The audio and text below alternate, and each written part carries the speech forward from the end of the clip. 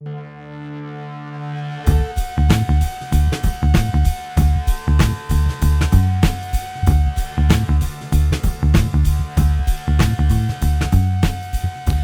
everybody, to the Nightly News Podcast. This is Professor Paul Miller, and I'm sitting in with one of my favorite guests. And I'm not just saying that because you're one of my friends here, but we are here with the Dean of Career Services, Steve Hassinger. Steve, welcome back to the program. Thank you, Paul. It's always an honor and a pleasure to be with you. An honor, that might be a little bit of a stretch. But no, we are here today to discuss one of the most important events that you do on an annual basis from Career Services, and that's the Business Partner of the Year Breakfast that's going to be coming up on Wednesday, September 1st from 8:30 to 10:30. So we'll be focusing a lot about that.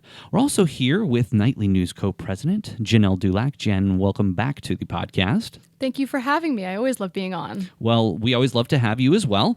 You're doing a lot of wonderful things with the Nightly News. Our most recent publication, you not only had the cover story, but you also had a very important story about a project that you had been doing with Penn Studios, which was awesome. So if anybody out there hasn't gotten to read those two articles, please make sure you pick up one of the publications.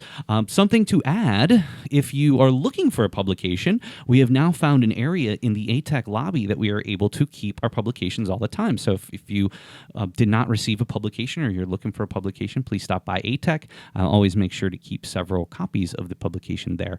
So please pick up one and read more about the things that Jen's been up to. Yeah, I really enjoy sharing articles in the publication because I not only get to showcase what I've been experiencing throughout my time on campus, like interacting with the president in such close quarters and being able to do my internship with Penn Studios, but I get to share that with the campus community, and they get to see how involved not only I am, but our president is, and how involved the internship process is. And honestly, Jen, it's doing a big favor to not only just people in our department, but people across the college, because it's showing what can actually happen when you put initiative in to try to increase the level of experience that you have. And it's just, you're such a great example for others here on campus. So thank you very much. Thank you. I also want to point out that Jen is also the president of the Nightway. So I'm sure that you've seen her on there or in one of the many televisions around campus. But certainly, just real quick, Jen, before we move to the next point, let people know how they can be a part of the Nightway. So if you'd like to be a part of the Nightway, all you have to do is email me or Janet Bixler and let us know that you'd like to write a script, potentially be an anchor in one of the videos. You can help produce the videos, or you can learn how to edit. So at some point during this term, I'm going to be holding a video editing seminar for some of the students here on campus. So if you want to be involved with that, again, just email me. My name is Janelle Dulac. You can just type it in, it'll show up. But other than that, I just want to quickly throw in there also, for the Nightly News Media Club, I'll also be hosting a film festival at the end of the term. So if you want to submit a film, it only has to be 2 minutes long. And again, just email me. Yeah, that's going to be really cool. So, Steve, I'm teaching the class this term that the students are making movies, and, well, we can call them short documentaries, and we're going to be sharing those with the campus community. And it is blocked out on my calendar. I'm looking forward to being there and supporting that event. And I mean, what fabulous resume builders these students are putting together. I mean, to have that kinds of hands-on experience when you go out there to look for that great internship or that great job. I know I poked at or took a peek at Jen's blog the other day too, and she mentioned, maybe even Disney in my future. Well, I just happen to know a Central Penn alum who's a recruiter for Disney. So, wow. I mean, we can make all kinds of connections here. This is the first time everyone's doing this, except for Jen, who's already done it before. Yeah. But I think it's really cool. But again, not about me here. We want to focus on what you have coming up, Steve, and we'll certainly talk about the Business Partner of the Year breakfast here shortly. But what I wanted to kind of start off with here is, I know that we've had you on over the past couple of terms, but I want to just kind of take a look, because this is your first in-person event since really CPEC 2020. Absolutely. It will be almost 16 months to the day that you haven't been able to do any of the typical events. Now, you constantly, in each and every term, whether it's job fairs, networking events, or the Business Partner of the Year breakfast, always have a major event you're doing each term. What's it been like over the last 16 months, and how have you changed the way that you deliver your services? And then also, what are some things you learned that you might actually be able to implement moving forward? Yeah, absolutely. So it's been challenging. It's been frustrating. But at the same time, as you said, we have learned things that I think we can implement moving forward. So the last in-person event that we were able to hold in terms of career development was February of 2020, as you referenced, the CPAC Job and Internship Fair. So since that time, we have had an internship fair that we did, a small internship fair that Kristen Fike put together for us here, our internship coordinator. We used Zoom to do that. Then, which for the first time, Steve, for her doing it, went remarkably smoothly. Oh my gosh! I mean, she was incredible. Yeah, she did a great job with the technology, and we also tapped into Dean Thoman and to Janet Bixler. They had an event that they did somewhat prior to our event, so we were involved in helping to plan that a little bit and kind of see what they were doing, what's going to work for us, what won't work for us. And I think that's really one of the great things about Central Penn is, we're all on the same team. So we all can chip in and help each other out and learn from each other with these events that we're doing and the technology that we're using and so forth. For the CPAC Job and Internship Fair, that's a bigger event that involves 16 schools. So we used Handshake, another type of technology that we are not, Central Penn is not a Handshake schools, but several of the schools that are involved with CPAC were Handshake schools. So we used that technology to deliver an online job and internship fair in March. And we had our Business Partner of the Year event last year. It was not a breakfast. We could well, not. I suppose it could have been if it was a sort of a BYO breakfast. Everybody could have brought their own bagels or whatever they wanted for breakfast, I guess. But yeah, we transitioned that to an online event, and it was a great event. I don't think the virtual world can substitute fully for being in person and being able to hold that event in person. And we've just used other types of technology. I mean, I know we're big on networking in career services. So, I was involved in a breakfast conversations event using the Harrisburg Regional Chamber and networking with employers. So we've learned to pivot, but it's really great now to be able to host our first in-person event in 16 months, as you said. Well, I got to be honest with you, experiencing all of those events, it was really something special. I mean, honestly, I'm sure for you it was just so full of anxiety, just hoping that everything was going to work. And of course, for good reason, you had a lot of people coming to these. But even the job fairs, I was so interested. Even the one that Kristen put together and I had my students come to, the next class, everybody kept saying about that was really cool how that happened. And the fact that there were still people hiring during that time. I mean, yeah. Jen, I'd love to hear your perspective on, I know that you went to both of those because I made you, but not that you wouldn't have gone anyway. But what was your kind of experience? I mean, you're living through the middle of the pandemic right along with everybody else. What were some of your thoughts in hindsight of how those two events went? In contrast to a regular CPAC job fair where you're actually in person, it's a little more difficult to create those kind of connections where, I can walk up to somebody and have a little bit of humor and they can be humorous back. Over the, I'm trying to think of the right word. Over the course of the pandemic, humor has been lost. And so it's a little bit harder to be able to create those strong and lasting relationships with those employers. But I think that although that the screen may have been a barrier, I still think it was a great event, and I really did get something out of it. Being able to talk to people from like Hershey, for example, they are always willing to hire, and they're always very enthusiastic to talk to me or other comm and marketing students to find out what we're up to and what we're interested in. My interests are very particular, and it's kind of difficult for me to find somebody who's looking to hire exactly what I'm looking to be hired for. But it's always a really, really great thing to be able to understand where the job market is around me in this very broad metropolitan area. And one of the things, too, that I wanted to ask you, Steve, as somebody who lives this every single day of your life, how has the job market rebounded since things, and I always don't want to say since the pandemic has ended, because we all know that it's in flux. But how has the job market rebounded over, say, the past 6 months? Much quicker than I thought it would. I've really been encouraged by the way that the job market has rebounded. And, there have been some areas that have rebounded quicker than others, obviously. We have physical therapy assisting, occupational therapy assisting. Those people have always been very successful in getting jobs, shortly after they graduate and they pass that licensure exam and they get licensed. We saw a delay there for those individuals last year, which was unusual, because any kind of therapy that was elective therapy that wasn't, absolutely required was being put off by a lot of individuals during the pandemic, rightly so, understandably so. So, they struggled a little bit more than maybe an accounting student, let's say, because obviously you can do a lot of accounting remotely and so forth.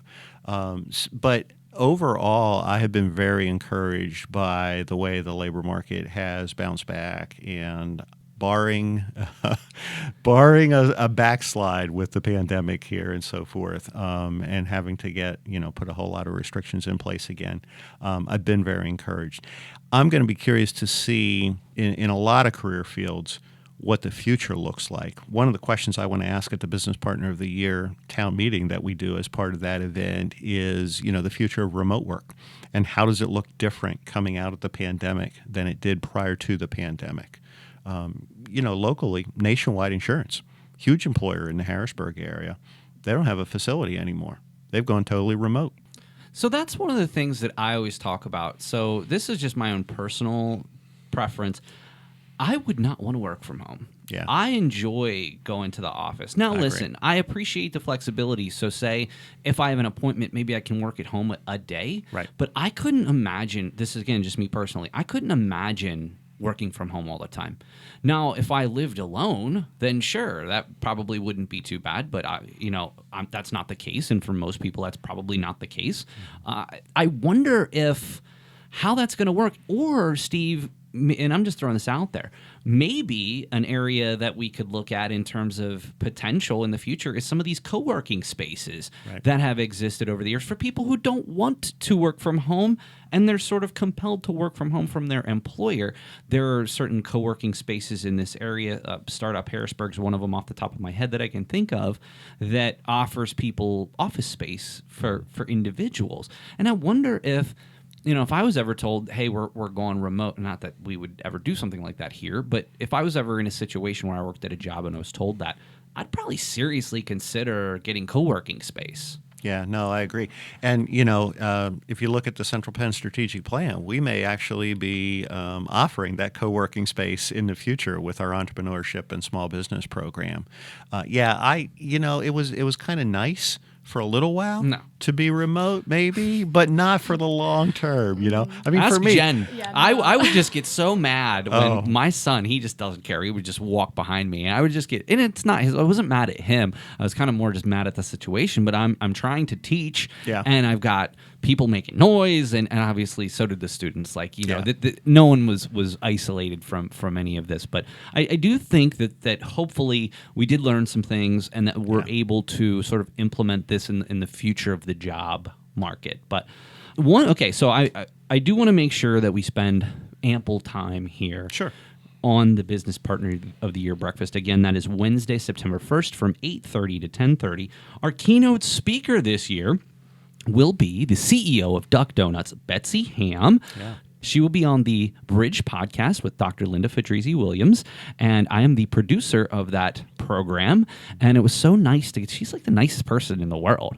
I would say that we have a lot in common. She actually graduated from Shippensburg University in communications, and we were there almost the same time and had a couple of the same professors. So because she was talking about that on the show, so I said, hey, is old man so-and-so still there, and she's like, yeah, he's just as crotchety as ever, That's what Jen's going to say about you in about 10 years. Well, we'll see. She's going to say, is old man Miller still there? And as crotchety as ever. I mean, is crotchety really a word that you would use to describe me? I mean, I usually think I'm pretty easygoing. I think you are. I think we all have our times of crotchetyness. But anyway, but my point was, you want to talk about somebody who has made just an amazing career for themselves. I mean, she is such a wonderful role model to all students that we have here, and I love the fact that she has become a part of this Business Partner of the Year breakfast. So tell us a little bit about how that decision was made to bring her on, and how some of the other planning for the event's been going. Yeah, well, we have a work group, we refer to it here at Central Penn, that's planning this event. So it's not just me, it's not just career services, it's people from marketing, people from our communications area, a bunch of people that have gotten together and put our heads together to try to make this the best event that we can possibly make it. So one of our early meetings, we were talking about who are we going to get for our keynote speaker this year. And Derek Weitzel said, well, I know a person who does marketing and PR for Duck Donuts, and maybe we could get Betsy Ham to be our keynote speaker. And I said, yeah, go for it. If you can set that up for us, absolutely. We'd love to have that. And we had some other, ideas as well that we were pursuing. So Derek actually helped us make that connection with Kristen Kellum, who, does marketing and PR. And she said, yeah, we would love to have Betsy be your keynote speaker. So that's how it came about.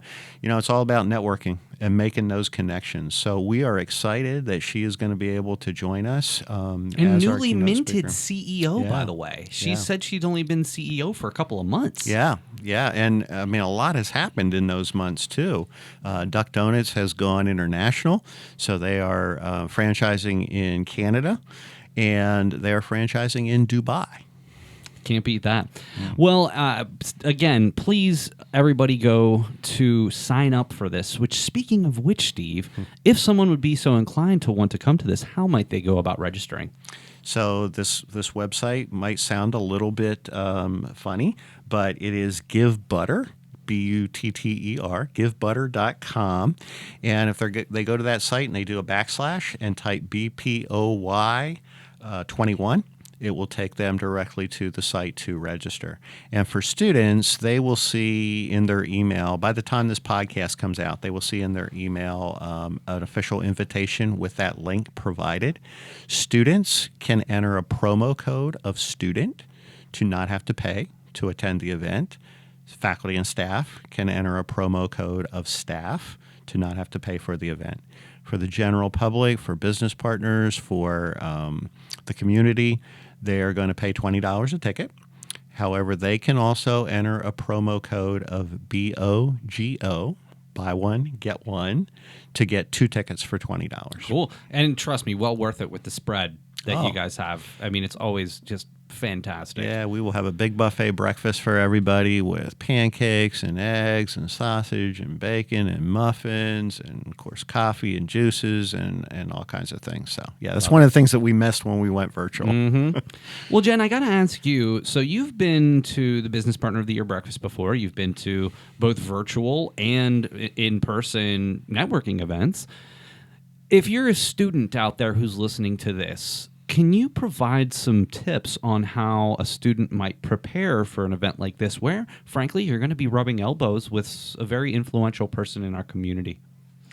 I think the best thing to understand is that these people are all just as excited and also nervous as you are. So you don't have to work yourself up and feel like you're afraid. Just as long as you know what your skills are and you can present them in a very professional and meaningful way to whoever you're talking to, that's all that really matters. And like I said before, a little bit of splash of humor and making sure that you're dressed up nice doesn't hurt either. Absolutely. One more thing that I wanted to bring to the forefront here in regard to the Business Partner of the Year breakfast, especially following Jen's point of making sure that you're dressed nicely. One of our nightly news members, Secretary Nash McCumsey, is putting together, in conjunction with Career Services, a clothing, what would we call it? Giveaway day. Okay. Nash McCumsey is putting together a clothing giveaway that is going to happen on August 25th. Correct. And down hopefully tentatively in the conference center.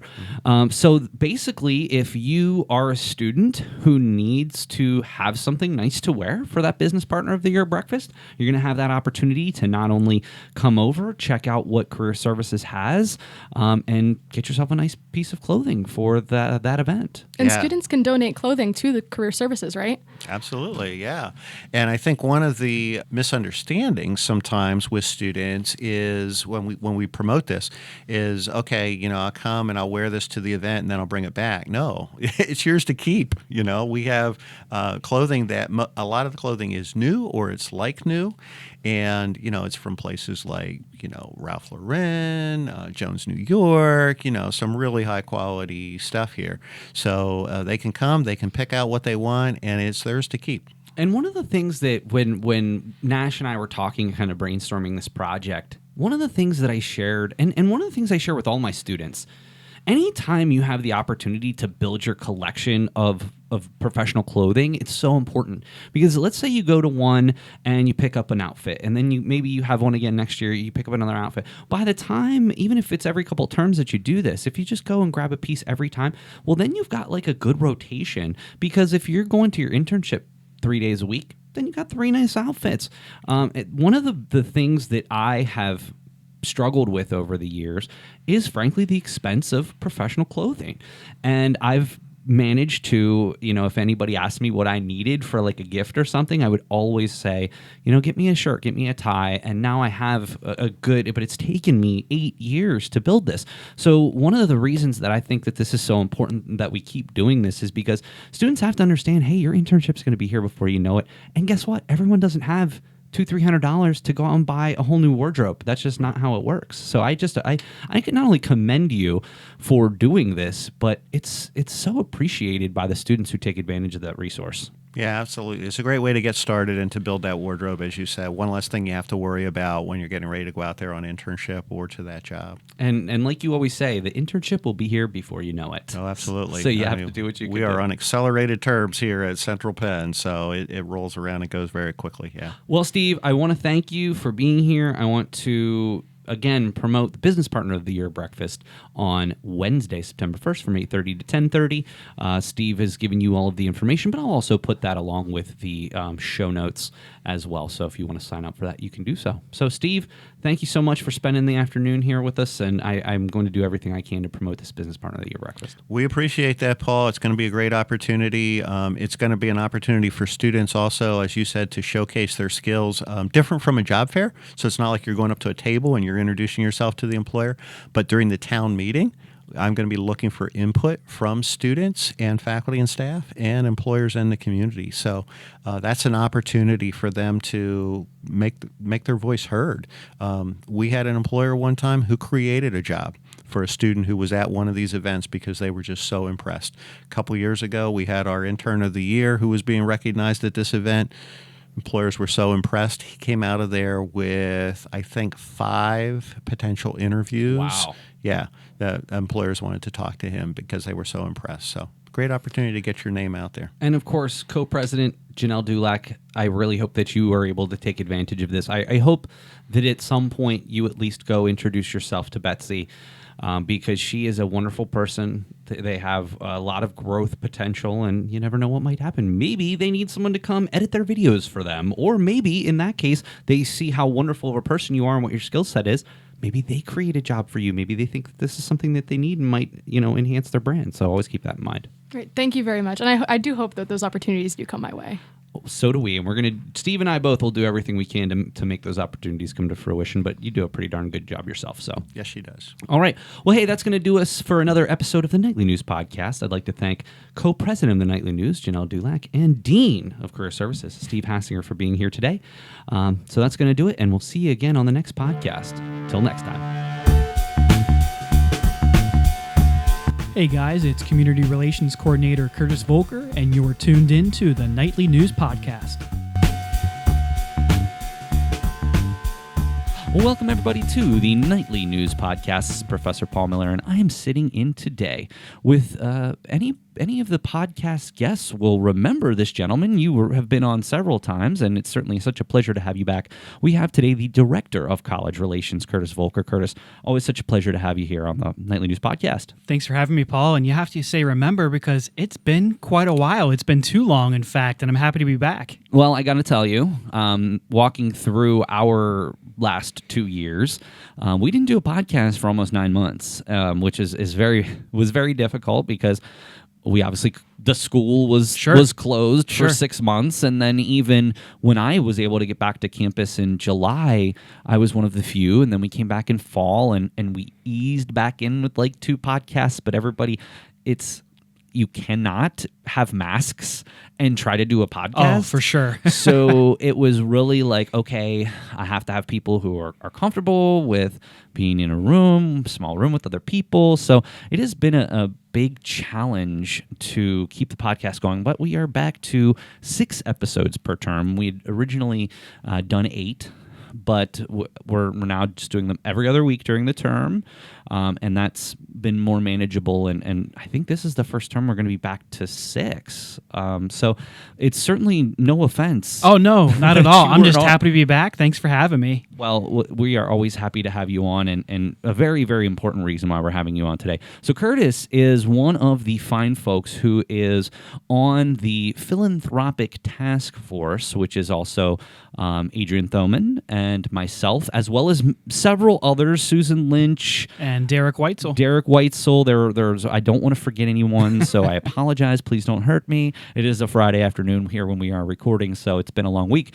But that all being said, I must say, between us and our listeners, you're really one of the main driving forces of this. I mean, the ideas that you come up with, the ability that you have to network with people in the community. Frankly, if we didn't have you on this task force, I don't know that we would be as successful as we have been. I really appreciate that, but I will send it back and say I couldn't do it without the team, for sure. It takes a lot more than one person. It takes a team to make some things happen and create some positive change, which is what we're setting out to do with CPC Gives Back. So thank you very much to everyone who's been assisting with the project and donating and volunteering as well throughout the campaign. Well, I want to start there because through COVID, we didn't have an opportunity really to promote what we're doing here. So there might be some people listening who, frankly, don't know what this even is. So I kind of want to start there. Last year, this was really early in the year. This was really as a response to the pandemic. There were some discussions around the school about, let's get on board with a school-wide philanthropic initiative.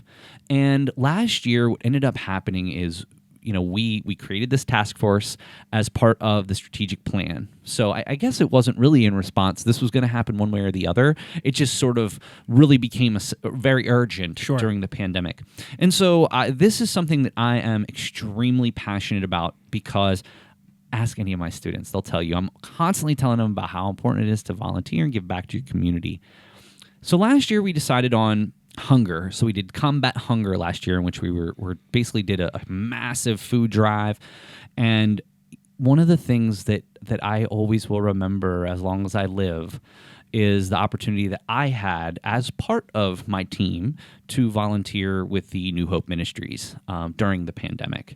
And to see firsthand the people who we were serving, many of which were needing to come there because they had lost their jobs because of the pandemic, it was just so heartfelt and an experience I'll never forget.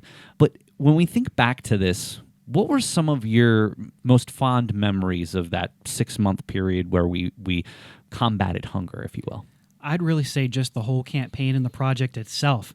We had so many questions as individuals, as coworkers, just as fellow citizens. What is going to happen day to day when we're living in that pandemic type lifestyle? So to be able to come together and create a college level team that, for the first time on the whole collegiate level, we're creating a philanthropic initiative. So I'd really say just the whole experience itself was game-changing, and I think it really helped us grow personally and professionally. And you hit the nail on the head, Paul, in terms of your experience of getting out there and volunteering with New Hope.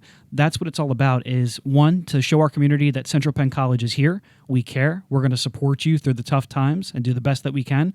And the second half of it is reminding our students, faculty, staff, and alumni and fellow friends of the college out in the community what it means to give back and be supportive. Again, I said, personally and professionally, we want to help our students learn and grow inside the classroom with their majors and their degrees, but also as contributing citizens of their communities outside, whether it's serving in a soup kitchen, collecting cans, whatever it might be. We want them to know what it means and feels like to give back to those less fortunate. And what's interesting about this particular initiative, and is something that we're continuing this year, is it's not just one thing. It's a variety of things. So we are okay with cash in terms of donations. We're fine with particular items depending on what the theme of the year is. So last year, it was food, non-perishable food items. But also one of the very key things is the community service piece. So we'll get into a little bit more of the logistics. But as a team, people were able to volunteer with a core group of businesses and nonprofit organizations who we've partnered up with. And that allowed us to gain additional points. So we've made it kind of a competition. That, to me, obviously, hey, people can donate money and food, and we got such an outpouring, and I'll come back to you about that specifically. But the opportunity that we had to give, honestly, truly one of our most valuable resources, and that's time, was really, to me, where individually that's something that really was life-changing to me, is to have that opportunity to volunteer. And so it's a sort of a three-pronged attack, if you will: money, food, volunteer time, community service time, and we're doing something similar to that this year as well. So there are a variety of ways that people can support the causes that we're doing. Really quick, before we move on and talk a little bit more about this year, can you share with the audience what the final tallies, give a rough estimate, were for those three areas? Sure. So we were super excited. We had a goal last year for Combat Hunger to raise $4,500, being this was our first time, and we ended up raising around $7,000, so we exceeded our goal. Item-wise, food-wise, we raised around 3,000 items, which is fantastic to be able to share with 7 local area food pantries. And if you remember, I will never forget the last day that we collected. We had a place to store it, and oh my gosh, when you walked in that room and saw everything that had been collected over that 6-month period, it was unbelievable. It was shocking. Yeah. And it was shocking that it looked like so much, but in the grand scheme of things, they need so much more. And they need more institutions like ours to give them that help each and every year. So while we did a great job, there's a lot more that needs to be done. So I'm so grateful for the assistance we got, and that we were able to play a small part here in the region to give back and support those in need. Service hour wise, I believe we clocked in last year around 100 or so hours. We felt pretty happy with that, given the pandemic time, and we weren't sure what was open or what we could do. So, and that was also sort of a secondary thing, is we were asking people to basically volunteer in the middle of a pandemic. There was some opening back up over the summer, and then it reverted back over the holidays. And some of our nonprofits that we were supporting simply had a policy that they weren't able to accept outside volunteers. Sure. So there was only so much we could do. But in the face of adversity, Curtis, you thought of some amazing things. And one of the most successful parts of that was the drive-in drop-off. So you were able to put together, again with the help of Adrian and others, put together a situation where outside safely you were able to have a donation collection that also allowed us to get some volunteer time. How did that all come to be? Yeah, I have to recall, I don't think I came up with the sole idea. It may have been Adrian, it may have been Michael Fedor, it may have been a combination as we're thinking of creative ways. But yes, the drive-in drop-off events were held right across the street from the ATEC building on Valley Road. And this is one of the ways we were trying to provide some community service opportunities when the nonprofits themselves weren't necessarily open through the pandemic. So we grabbed the college-branded tent, we set it up in the parking lot, we got student, faculty, and staff volunteers, and we lined Valley Road with signs and donation cans. And whether you're stopped at the red light giving into the donation can, or you take a right or a left into the parking lot to drop off some donated items, it really helped our cause in terms of the visibility, showing people we're out here giving back. And I can't stress enough how awesome it was in terms of community outreach and support. As they stopped by, they really stopped and said, I really wanted to pop over because I loved seeing students out here in the middle of a pandemic still trying to give back and make a difference. And it warmed their hearts, they said. So not only did it help us with our item goals and our service goals, but really just building camaraderie within the community and letting people know we are here and we care. I absolutely love that. And again, to your point, it was a situation where, frankly, some of the nonprofits just were not comfortable with having us. So this also gave us an opportunity to still continue to do that community service. It is one of our core values, which I remind people all the time how important community service is to Central Penn College and as a whole. And I think that that's really cool. That being said, even though we've sort of reduced a lot of restrictions that we have, this is still a very key area of our future with the philanthropic initiatives that we have. So keep an eye out for Student Central and Central Station for when the next drive-in drop-off event is. Curtis will always gladly take and get your volunteer time. Yes. He will always give you that opportunity. So there are plenty of those that'll be coming up throughout the end of the year. So I'm really looking forward to coming out to one of those. Unfortunately, to this point, every single one you've had, I've had something going on that day. But I'm very much looking forward to coming out of them, bringing some students along with me. So let's flash forward to this year. We realized at that point, after the success, that this is something that the college should do every year. And our group continued. And so we began. So our goal is to have different causes each and every year, is to sort of evaluate where we are as a society and determine which one cause is going to be most beneficial to the most number of people. And this year, through much deliberation, we came up with housing insecurity. And a lot of this came from the fact that, and this was some statistics I was just blown away by, the number of college students who face housing insecurity. Also, we are very attuned to veterans here at the college. There's a significant issue with housing security in terms of, or insecurity with veterans. And so it just made sense for us to go down that path.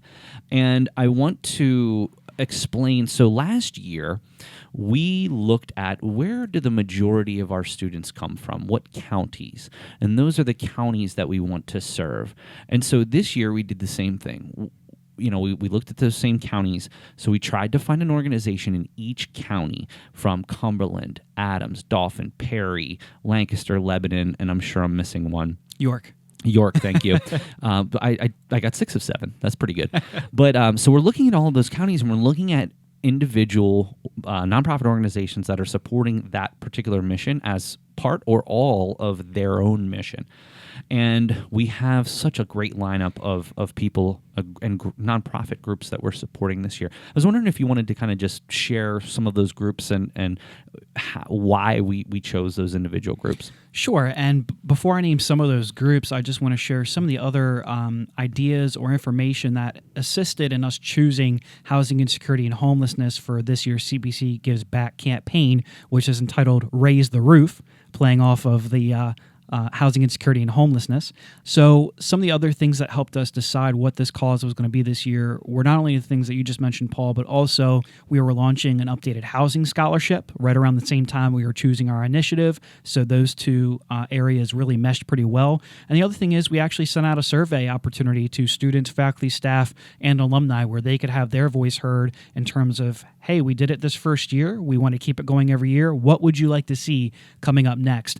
And there were a couple different opportunities that were reviewed and discussed and considered, and housing insecurity and homelessness really came to the forefront from these conversations. So it really was a legitimate kind of serious effort where we really sat and analyzed all the different causes and really thought through this is the one for this year that we know we really want to come forward with and support.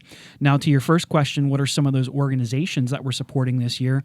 So you're going to find on the website centralpenn.edu/CPC Gives, you're going to see organizations like Bethesda Mission, Safe Harbor, Bell Socialization Services in York County, TLC Veterans Victory House in Lancaster County, or you may see it from Adams South Central Community Action Program. We have 7 organizations in total we're supporting from the counties that Paul just mentioned. And you don't yeah. wonder, Well, I got the one. I got York. You helped me fill in the blanks there. So we're so excited to be working with them, and they're really so excited for us. They're really looking to get involved, and we're very happy that with the pandemic kind of closing out and things opening up, we are now starting to get some volunteer opportunities that we will be promoting in Student Central and Central Station here soon for student, faculty, staff, and alumni to get a group together, or your team in the competition, as Paul mentioned, we can talk about here shortly, to go out to these actual locations, and whether it's painting a wall or serving lunch or dinner, just some unique ways to give back and help these organizations with the goals that they have. Well, let's talk about that. Let's talk about creating teams. So really, one of the main reasons I wanted you to come in today, in addition to sort of educating people about this initiative, is, well, what if our students want to get involved? What if our faculty and staff members want to get involved? Not only is there still plenty of time to do so, in fact, really it's only the summer and fall terms that we're really kind of engaging in this. It's not too late. There's still plenty of opportunity to get involved, to either join a team or start a team. So let's say somebody out there is listening and they want to get involved. How do they go about doing that? Sure thing. And we definitely encourage anyone and everyone to get involved. Students, faculty, staff, alumni, and even community members. You want to check out Give Butter. So that's butter that you put on a piece of bread or a roll. I know it's an odd name. So givebutter.com/raise the roof. You'll be able to check out how much we've raised towards our $10,000 goal. A little bit more than last year, Paul, but Aggressive. we can do it. Yes, we can can do it. So givebutter.com/raise the roof. Check out what we've raised, what teams there are already set up. You can click join/create a team. You can join a team that's there, whether it's a club on campus or an athletic team or a certain department here at the college, or you can create your own. So some of the teams we have right now at the recording of this podcast, we have the amazing academics, we have a CPC alumni team, we have a nightly news team, I believe, with career services. We have teamed up with career services this year because last year the career services team had a team, we had a team. We thought, hey, we're allowed to have up to around 10 people. Let's combine forces, and that's what we're doing. And what's really cool and something I'm really looking forward to, just after this podcast is going to be released, we're going to be going over to Bethesda Mission for our first time and volunteering there, and we're looking forward to doing that once a month over the remainder of this competition, if you will. Sure. Yeah, it definitely is a competition, because not only, Paul, will you be helping out to those in need, you'll be collecting 10 points for every hour that you volunteer, and we'll be tracking those points, and we're doing a team of the month type program. Whoever raises the most points in a certain month gets special prizes, and we'll be crowning our winner at the very end of the competition, which is December 12th. So if you have not joined or created a team just yet, as Paul said, there is plenty of time to join in on the fun. Check out givebutter.com/raise the roof. And I love having you on, because you just do my job right there. Usually I'm the one doing the call to action there. Before we get out of here today, Curtis, I really have one final thought and question to run by you. You were the person that ended up taking everything to these different organizations. What were your feelings when you got to walk into these places and give them their donation, and what was their reaction to the efforts that Central Penn engaged in last year?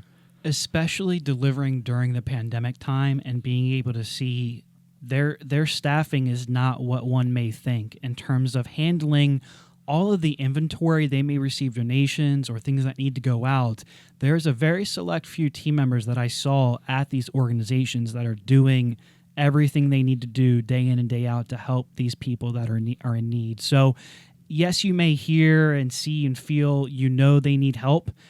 It really isn't until you get there face-to-face, person-to-person, and you see firsthand, yes, they need the level of help you thought they needed times 10 or 20 once you get there. I think, and I'll come right back. Sure. I think and again, I'm just using this as because this was my experience last year as part of this and working at New Hope.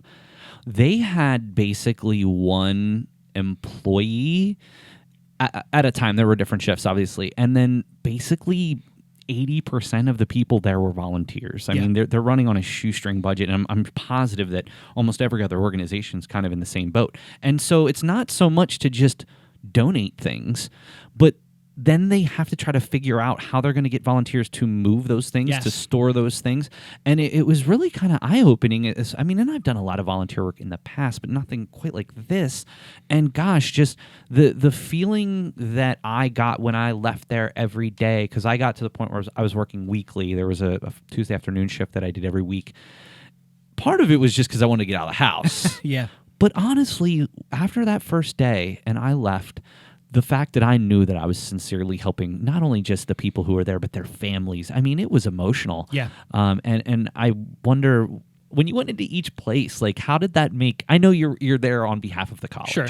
but how did that make you feel personally? Because you're one of the main people in organizing and pulling this off. Well, I can tell you personally, even beyond the work type mindset, growing up, I'm personally someone who had to visit with my family to, food donation locations and meal barrels and things like that. My family personally had to go in there and sign up for a certain amount of food each week or collect that box once a month or whatever it might be, depending on the location. So it really hit home to me, not just work-wise, but just recounting memories from growing up. So to be able to bring it full circle and now being able to help them out and help similar kids who were in my position when I was growing up, that really just hit home for me. Let's just put it this way: you were the unofficial leader of our team, Okay. of our group that kind of puts this on, and I feel equally as passionate about this, and I'm so glad that you are there to represent the school on behalf of all of the work that everyone that was a part of this did. Yeah. Not only just faculty, staff, students, but the community. Definitely. Alumni. I mean, they stepped up in such a huge way. I will Sure. never forget the one day we came in and someone said, "Oh, there was a big drop off from an alumni." Yeah. It was like the entire lobby Yeah. in ATEC. It It was was so awesome. unbelievable. So this is a situation where this truly is not just one or two people's initiative. I mean, the whole entire college got behind this. Yes. And I really think that as we come out of the summer and into the fall term, I really seem to think that our donations are going to go way up. Our community service is going to go way up because we are starting to get to that holiday season. And that's really when, in the back of your mind, you start thinking, not that you shouldn't be thinking all the time, Sure. but you start to think about, hey, maybe I have it okay.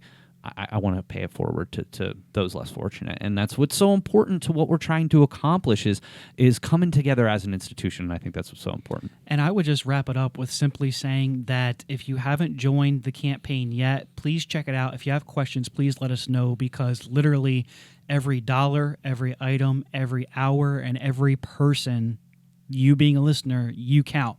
You can make a huge difference in us reaching our goals this year for Raise the Roof as part of CPC Gives Back.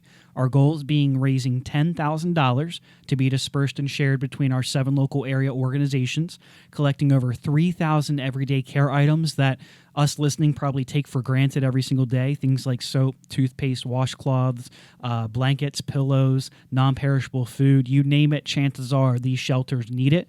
And our third goal being providing 300 hours of service. So whether it is volunteering at a drive-up drop-off event here on campus or joining Paul's team with career services and going to Bethesda Mission. Yep, we have plenty of spots that if anybody wants. And Curtis, you can always reach out to Curtis Voelker at centralpenn.edu. You can certainly also reach out to myself, Paul Miller, at centralpenn.edu. If you've got any questions about either trying to find a team, starting your own team, either of us would be happy to answer. But Curtis, before we get out of here, I truly want to say thank you, because this wouldn't happen if it wasn't for you in terms of the amount of money, service time, and items. You're a driver of all of this, and I don't want that to get lost. I know that you're probably the most humble person I've ever met, and you always say about the team, and trust me, I was just getting ready to say our that. Team, yes, you're on the team. I know our team is so important too, and I don't want to downplay any of those people and the efforts that they give, but it's you that's driving the bus here, if you will. So I just want you to know how much I genuinely appreciate how much effort you put into this. I appreciate that, but hey, even the driver needs a passenger to to let them know, hey, take this next right. So I appreciate the team for sure. Indeed. Well, as I mentioned, as Curtis mentioned, you can be a part of Raise the Roof. Go to givebutter.com/raise the roof and find out more about how you can be a part of this, or email one of either Curtis or myself, and we'll be happy to get you in touch with the right people. So keep this in mind. This is going to be going forth to the end of basically right up to the end of the year. So we have some time, but we've got a large goal in front of us. We can do it. Cool. All right. Well, Curtis, thank you so much for spending time here at the Nightly News Podcast. And I promise it won't be so long till we have you back. Sounds like a plan, Paul. Thank you. You got it. All right. That's going to do it for this episode of the Nightly News Podcast. We'll see you again next time.